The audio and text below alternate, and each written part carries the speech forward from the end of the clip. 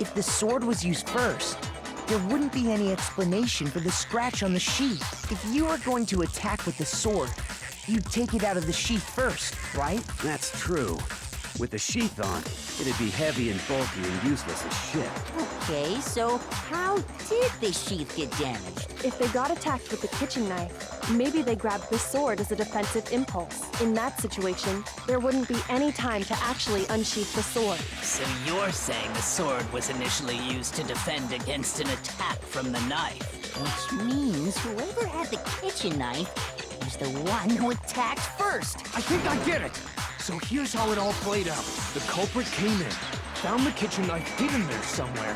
Then they took the knife and attacked Sayaka before she knew what was happening. So she grabbed the sword to defend herself. But then the culprit took that from her too. Then, after they broke her wrist with the sword, they took the knife and finished it. Sorry, but I don't think Sayaka used the sword to defend herself. What? How the hell can you not think that? Because she never held the sword at all. There's a certain part of her body that makes this clear.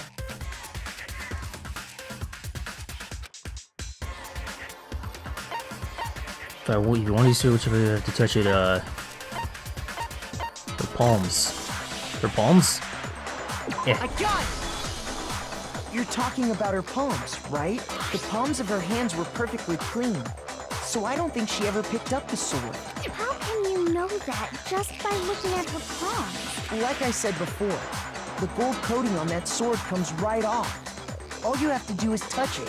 In fact, if you look, you'll notice that a lot of the gold has already come off the handle. It's safe to assume that's because whoever used the sword got some of it on their hands. There's really no way she could have picked it up and come away completely clean. Maybe she washed her hands after she escaped into the bathroom. Sorry, but I don't think so. Water gets turned off at night. Why do you say that? Is it because you think I'm ugly? What? No, that's not it at all.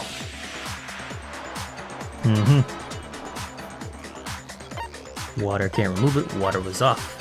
I got it! She's afraid of water. According to the Monokuma file, Sayaka's time of death was around 1:30 a.m. In other words, at nighttime. And the water in the bathroom shuts off at nighttime, right? Oh, I didn't know that. Actually, I haven't taken a shower here yet. Oh my. You're no different. You smell like a big, fat, ugly donkey. I'm not sure whether to take that as an insult or a compliment. An insult, obviously.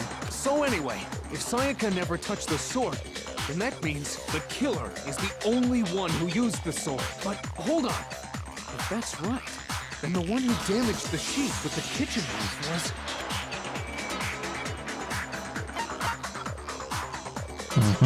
Yep. I got it! Sayaka? She had the kitchen knife? But we already said that the attack started with... The person with the knife attacked first, and the sword was used as an impromptu defense. Then the one who attacked first was... Sayaka? Yep. Now do you understand? She wasn't a blameless victim in this. No, far from it. It's almost as if she'd been planning to commit a murder of her own. Yep. Took the knife from the kitchen, then invited the culprit to the room she was staying in. And if it's true that she had the kitchen knife and attacked without provocation... Indeed. These are all the actions of an assailant. Which brings up another point.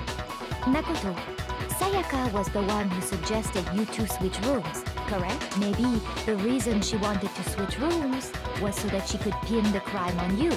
That is a possibility, is it not? Yep. Sayaka wanted to... on me? Yep. That would also explain why she would switch the nameplates. She wanted to get whoever she had targeted to come to Makoto's room, where she was staying. And by committing the murder there, instead of her room, that would implicate Makoto.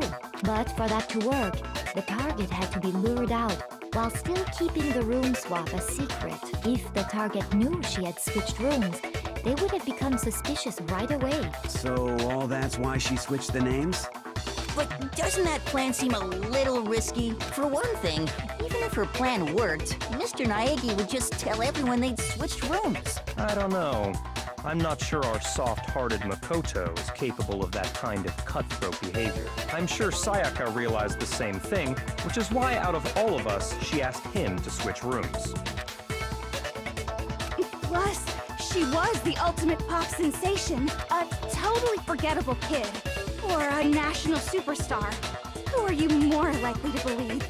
Wait, then you're saying she had this all planned out? Holy shit! But in the end, her plan backfired. She launched her attack with the knife, then found herself under attack in turn. That must be when her wrist got broken, and she was forced to drop the knife. The tables were suddenly turned on her, and she died at the hands of the one she'd planned to murder. Just hold on! That can't be true!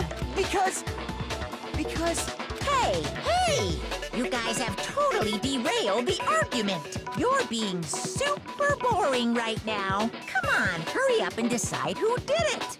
Wouldn't it be awful if I had to punish you all just because you ran out of time? Oh yeah, we gotta decide who we think did it. Makoto, right now you just need to concentrate on figuring out the answer to this mystery. If we can't uncover who murdered Sayaka, it's over for all of us. Yep. Pretty sure it was the baseball dude. Sayaka tried to swaffer dunk the baseball dude and he was defending himself. But he did end up killing her, so it's kind of fucked up. Nothing left.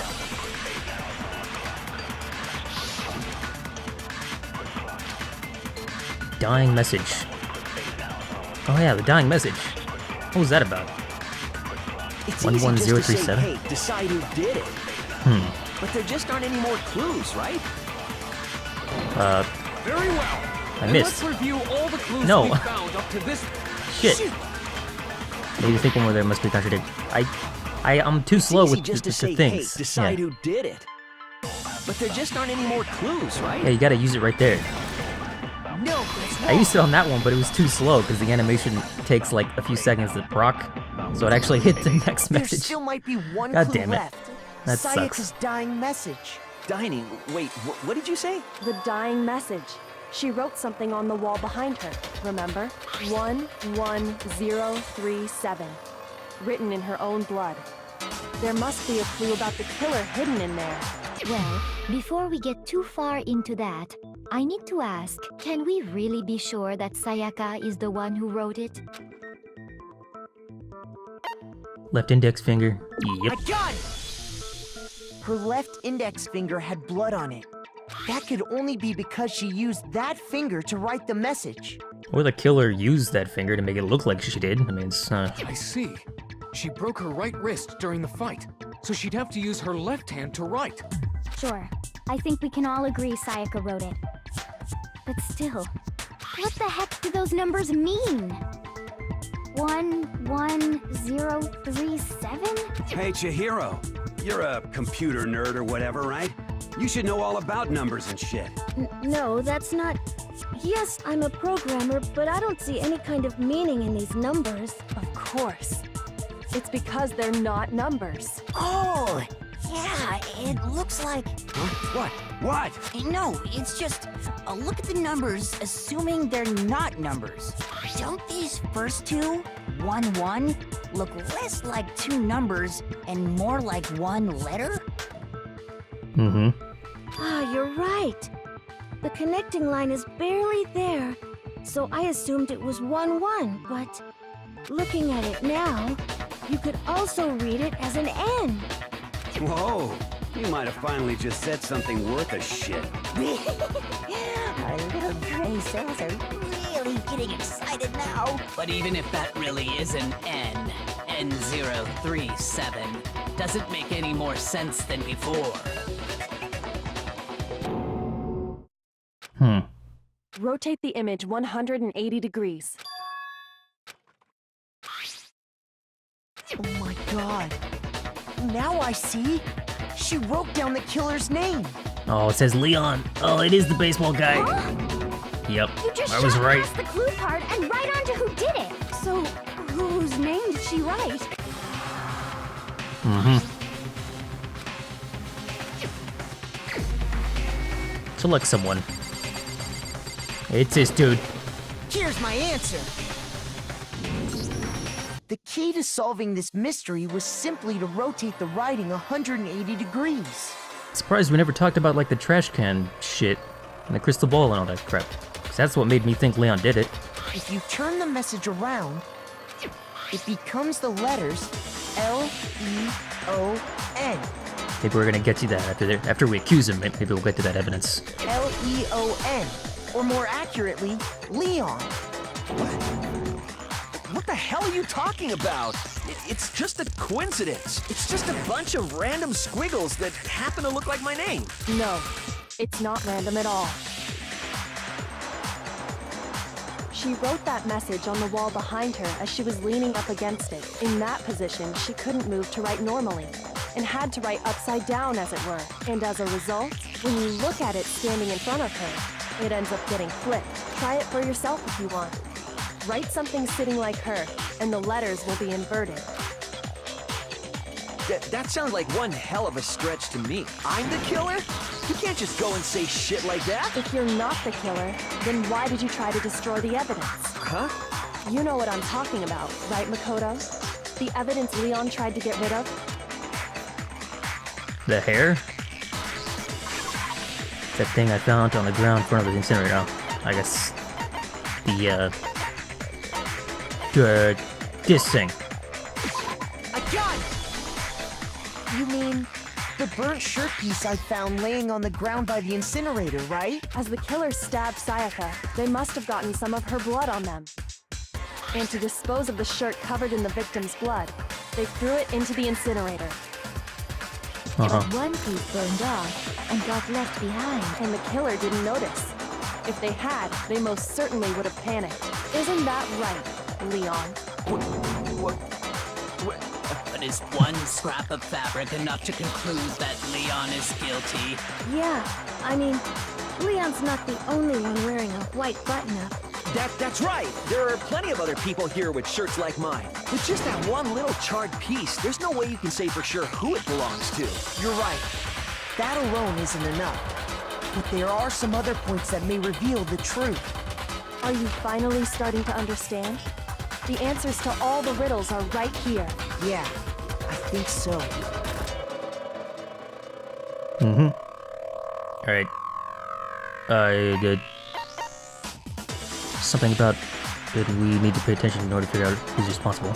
When it was disposed of, how it was disposed of, how it was disposed of, I guess. I got it! If you look closely at how the shirt was disposed of, we should be able to figure out who the killer is. Oh yeah, that's a good point. I think I know what you're gonna say. You can't reach the incinerator without opening the gate in front of the trash room, right? And obviously, you wouldn't be able to hit the switch to turn it on either. You'd need the key to get in. And the one with the key was the person on cleaning duty. So the killer had to be whoever was in charge of taking care of the trash, right? Interesting. There was another way to use the incinerator without being the one on cleaning duty. That's exactly what proves that Leon is the real killer. Yep. Yep. Shattered crystal ball. The key to the trash room. Whoever was on cleaning duty must have had it, right? So the only one who could get to the incinerator was the person in charge of the trash? And you'd have to get close to the incinerator in order to destroy the... That's what I needed. No, that's wrong. Yeah. Hold on. I think I know how someone could dispose of the evidence without using the trash room key. But if you can't get past the gate, you couldn't possibly turn on the incinerator, could you? Yes, you could. If you used this. What is it, some kind of glass ball? It's busted to hell. Actually, it was supposed to be a crystal ball, but... But how would you use it? Throw it. Divine with it? Throw it.